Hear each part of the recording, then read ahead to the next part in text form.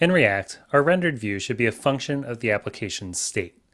This means the changes to our state should be reflected in the view, as we see with the checkbox being checked for a to-do with a true is complete flag. This also means the changes that come from user input should be reflected in our state. If I type something into this text box, we'll see that it's displayed in the view, but it isn't tracked in our state anywhere, and we always want our state to be in sync with our view. So let's go ahead and fix this. Let's start by adding another property to our application state. I'll just add a comma after my to-dos, and I'm going to create a value called current to-do. And for now, I'm going to set that to an empty string. Now I'm going to scroll down to my form, and in my input, I'm going to set the value to equal this.state.current to-do. And after it refreshes, we'll see that our input is empty. And now when I try to type in here, nothing's going to happen. That's because my value is set to that empty string, and currently I have no way of changing that.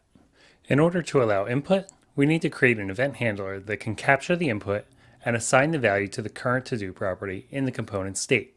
Let's start by adding a method to the component, and I'm going to call that handle input change, and that's going to accept an event. And we'll get the value of the text input by calling event.target.value. And now we want to use this to reassign the current to-do property in our state.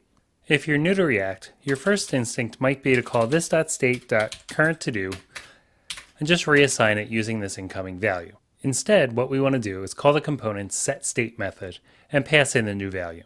So first, I'll get rid of this reference to the current to-do, and then I'll call this.setState, and I'm going to pass setState an object. And this object is going to contain a key or the keys that I want to update along with their new values. So I want to update the current to-do value, and I want that to be this event.target.value. So I'll just paste that in there. In order for this method to update our state, we have to do two things. First, we need to reference it in our constructor and bind it to this. So I'm going to move up into my constructor code, and I'm going to call this.handleInputChange, and I'm going to set it to equal this.handleInputChange again, this time calling bind and passing in this for our this context. And this is to ensure that when we call this.setState inside our method, this refers to the correct context. The second thing we need to do in order for this handleInputChange method to update our state is to set it as the handler for the onChange event of our input. So I'm going to drop down to where I've defined the input field, and I'm going to add an attribute for the onChange event, and I'm going to assign that this.handleInputChange. So I've saved my changes, the browser's refreshed, and I'm going to open up my DevTools.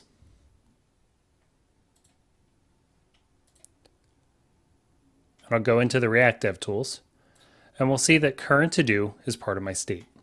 Now I'm going to come up to my input, and I'm going to start typing a value in. And as I type each character, we're going to see the current to-do in our state down in DevTools gets updated to reflect the current value of our input. And by doing this, we've ensured that our view is a function of state, keeping the rendered output and the state data in sync.